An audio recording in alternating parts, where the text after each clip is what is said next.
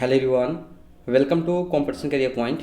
मैं आज आप लोगों के लिए साकेत का नवम सर्ग से संबंधित 230 प्लस एमसीक्यू यानी वस्तुनिष्ठ प्रश्नों का हम लोग प्रैक्टिस करने वाले हैं, जो Madhya Pradesh assistant professor exam RPSC and UGC NET के लिए परीक्षा के लिए बहुत ही महत्वपूर्ण प्रश्न है। अब इतना कलेक्शन किया गया है, आपको कहीं ढूंढने की ज़रूरत नहीं है, पूरा निचोड़ प्रश्न है ये। और जिन्हें भी चाहिए इस टाइप का कंटेंट तो आपको व्हाट्सअप दिया जा रहा है 7700450148 ये व्हाट्सएप नंबर। इस पर आप पीडीएफ प्राप्त कर सकते हैं जो कि पेड पीडीएफ होंगे। और जिन्हें भी मध्य Pradesh assistant professor exam Hindi का तैयारी कर रहे हैं तो कोई भी किसी भी कंटेंट, नाटक, उपन्यास, निबंध, कोई भी किसी प्रकार का आप व्हाट्सएप पर ही आपको मिलेंगे। इंडिविजुअल ले सकते हैं या मेरे पास जो भी कंटेंट है आप लोग को करा दिया जाएगा, या डिस्क्रिप्शन बॉक्स चेक कीजिए, वहाँ पर सारे मेंशन किए रहेंगे, मिलेंगे आपको। ओके, शुरुआत करते हैं हम लोग। अब ये आपको 3 या 4 भाग में आपको देखने को मिलेंगे।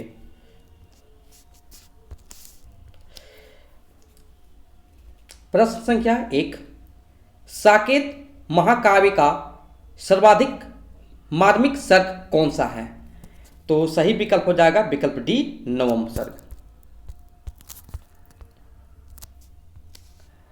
प्रश्न संख्या 2, साकेत काव्य में प्रमुख रूप से किस भारतीय नारी के विरह की मार्मिक व्यंजना है? तो विकल्प सी, उर्मिला।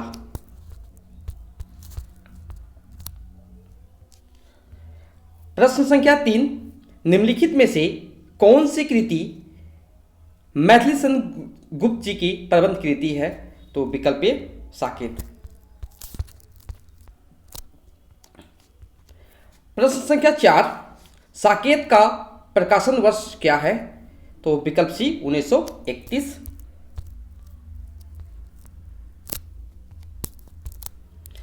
प्रश्न संख्या 5, साकेत जैसी अनुपम कृति के लिए मैथिली गुप्त को निम्नलिखित में से कौन सा सम्मान प्राप्त हुआ था?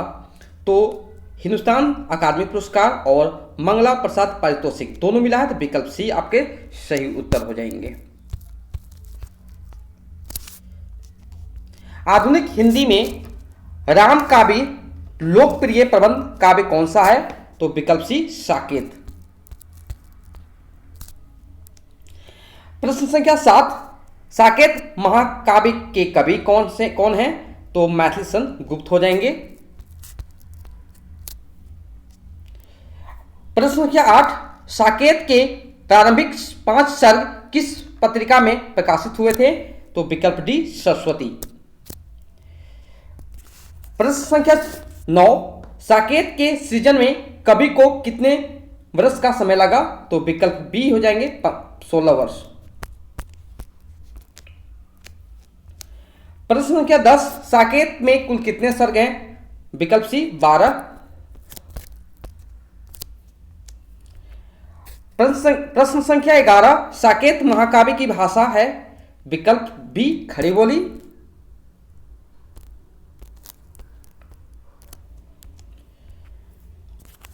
प्रश्न संख्या 12, साकेत किस कथानक पर रचित काव्य कृति है? तो विकल्प ए, रामकथा। प्रश्न संख्या 13, साकेत के नवम सर्ग में उर्मिला ने लक्ष्मण से कौन सा प्रश्न पूछा था? तो विकल्प ए सही उत्तर हो जाएंगे, बीना की झंकार और धनुष की टंकार में कौन श्रेष्ठ है?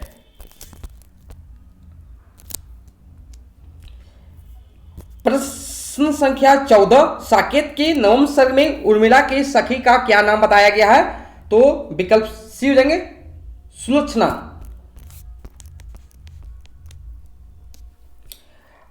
प्रश्न संख्या 15, साकेत के नवम सर्ग का वर्ण विषय क्या है?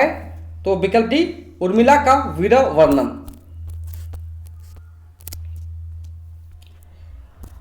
प्रश्न संख्या 16, साकेत के मूल में किसकी प्रेरणा निहित रही? तो दोनों, विकल्प ए और विकल्प बी, तो यहां पर विकल्प सी आपके सही उत्तर हो जाएंगे। प्रश्न संख्या 17, साकेत कृति की रचना के मूल में कवि का क्या उद्देश्य है? तो विकल्प सी सही उत्तर हो जाएंगे, राम कथा के उपेक्षित स्त्री पात्रों विशेषकर उर्मिला के चरित्र की प्रस्तुति।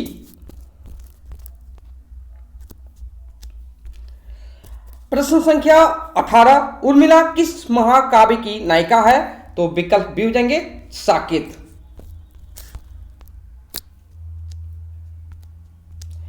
प्रश्न संख्या 19, साकेत नामक महाकाव्य किस काल की रचना है?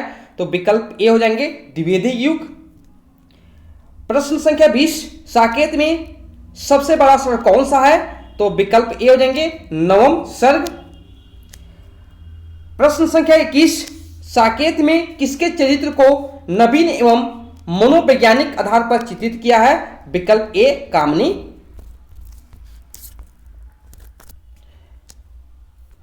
प्रश्न संख्या 22, साकेत में किसकी वीर वेदना को विशेष महत्व दिया गया है? विकल्प ए हो जाएंगे, उर्मिला। सखी निरख नदी की धारा कविता साकेत के किस सर्ग में है? तो विकल्प ए हो जाएंगे, नवम सर्ग।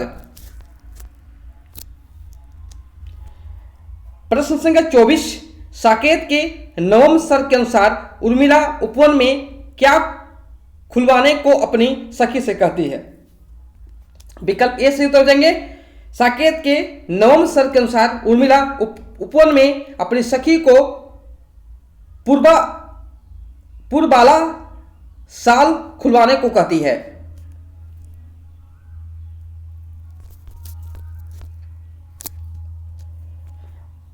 प्रश्न संख्या 25, साकेत का नामकरण किस आधार पर किया गया है? तो इसका आधार पर किया गया, स्थान के आधार पर किया गया है।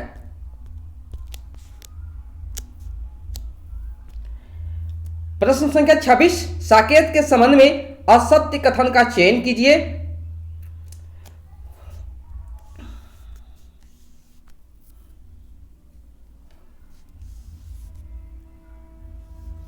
यहां पर जितने भी कथन लिखे हुए सारे के सारे सत्य हैं, तो विकल्प डी आपके सही उत्तर हो जाएंगे।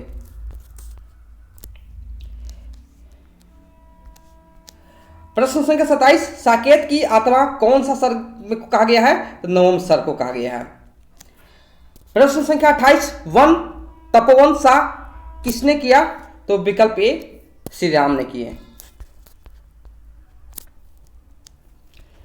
प्रश्न संख्या 29, 100 पुत्रों से अधिक पुत्रशिला किन्हें का माना गया है? तो सीता, उर्मिला, मांडवी और श्रुतकीर्ति। तो विकल्प आपको सी होंगे, यहां पर जितने लिखे नाम लिखे सारे हो जाएंगे। प्रश्न संख्या 30, साकेत जीवन काव्य है, इसमें एक व्यक्ति का जीवन अनेक अवस्थाओं और व्यक्तित्वों के बीच अंकित है। यह कथन किस विद्वान का है? तो विकल्प डी, डॉक्टर नागेंद्र जी का है। यहां पर भी देखिए पंक्ति लिखी हुई है, ये कथन किसका है?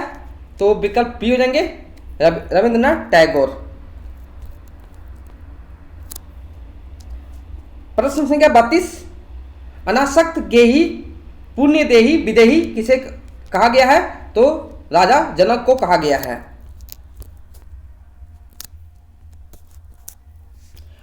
प्रश्न संख्या 33, साकेत और यशोधरा इनके दो बड़े प्रबंध काव्य हैं, दोनों में उनके काव्यत्व का तो पूरा विकास दिखाई पड़ता है, पर प्रबंधों की कमी है। प्रस्तुत कथन मैथिली जी गुप्त के बारे में किसने कहा? तो विकल्प बी, शुक्ल जी।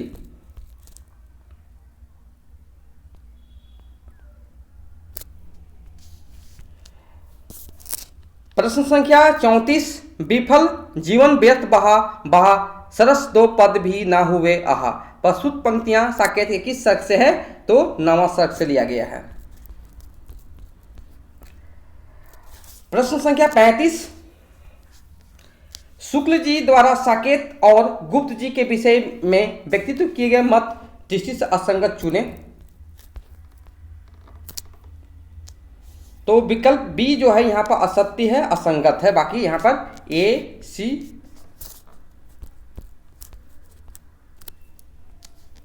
साकेत सर्ग के 9वें सर्ग में ऋतु वर्णन किस ऋतु से प्रारंभ होता है? तो विकल्प सी बसंत ऋतु से होता है। प्रश्न संख्या 37, साकेत के प्रथम छंद गीतिका में किस राजा की जय ध्वनि मंगलाचरण के रूप में की गई है? तो विकल्प डी राजा जनक।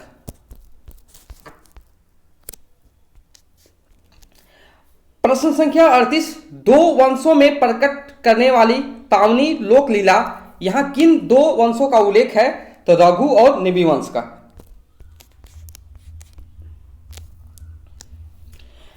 प्रश्न संख्या 39, मैथिली गुप्त का वह ग्रंथ जिसमें लक्ष्मण की पत्नी उर्मिला का सुंदर चरित्र वर्णन है? तो विकल्प ए साकेत। प्रश्न संख्या 40, वह प्रबंध काव्य जिसकी रचना इस उद्देश्य से हुई है कि उर्मिला काव्य की उपेक्षिता न रह जाए? विकल्प ए साकेत। नेक्स्ट प्रश्न है, मैथिली गुप्त ने इतिहास के उपेक्षित नारी पात्र को प्रतिष्ठित किया है किस महाकाव्य में? साकेत में। प्रश्न संख्या 42, साकेत की कथा का मुख्य संबंध किसके चरित्र का विकास से जुड़ा हुआ है? तो लक्ष्मण और उर्मिला के। यहां पर देखिए लिखा हुआ है, यहां पर पंक्तियां लिखी हुई है और साकेत के नवम स्वर की इन पंक्तियों के में कौन सा कथन संगत है? तो विकल्प सी आपका सही उत्तर हो जाएंगे यहां पर।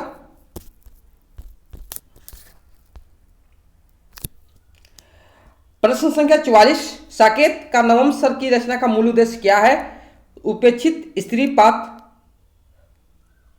पात्र उर्मिला के चरित्र के उद्घाटन करना है।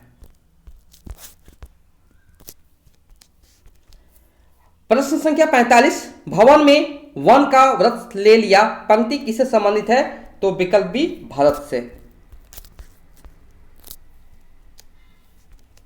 अपने अतुलित कुल में प्रकट हुआ था कलंक जो काला पंकित में काले कलंक से किस ओर संकेत किया है? कैकी के वरदानों की ओर।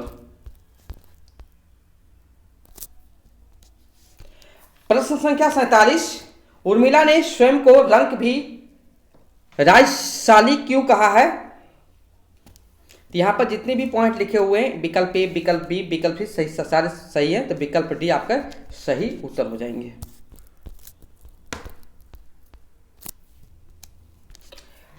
प्रश्न संख्या 48, वन की भेंट मिली है एक नई वह जड़ी मुझे जीजी से पंक्ति में किस जड़ी की ओर संकेत किया है? तो वियोग की जड़ी। प्रश्न संख्या 49, आवश्यक विश्राम जो उनका कौन उपाय उर्मिला ने यह क्यों कहा? तो विकल्प बी आपका सही उत्तर हो जाएंगे, उसका चित्त वेदना के कारण सदा अशांत बना रहता था। आज का सेशन का अंतिम प्रश्न जो रहेगा भाग 1 का, पांचवी तू परवीना किसे कहा गया है? तो विकल्प सी होंगे सखी को। ये भाग 1 में हम लोग 1 से 50 प्रश्नों को देखिए, बहुत ही महत्वपूर्ण प्रश्न थे। भाग 2 में भी और भी अच्छे प्रश्न देखने को मिलेंगे और इसमें कम से कम हम लोग 230 प्रश्न हम लोग सोल्व करने वाले, प्रैक्टिस करने वाले हैं, ताकि आपका एग्जाम में एक भी प्रश्न छूटे नहीं।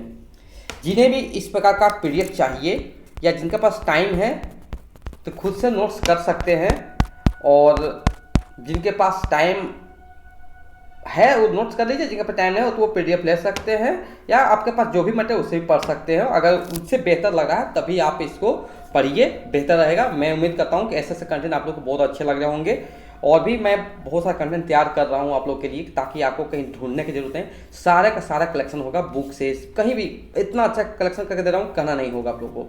ओके, और जिन्हें भी पीडीएफ चाहिए 7004501486, ओके, ये व्हाट्सएप नंबर, इस पर आप मैसेज करके इन्फॉर्मेशन ले सकते हैं, या डिस्क्रिप्शन बॉक्स चेक करिए, वहाँ पर सारे मेंशन किए होंगे।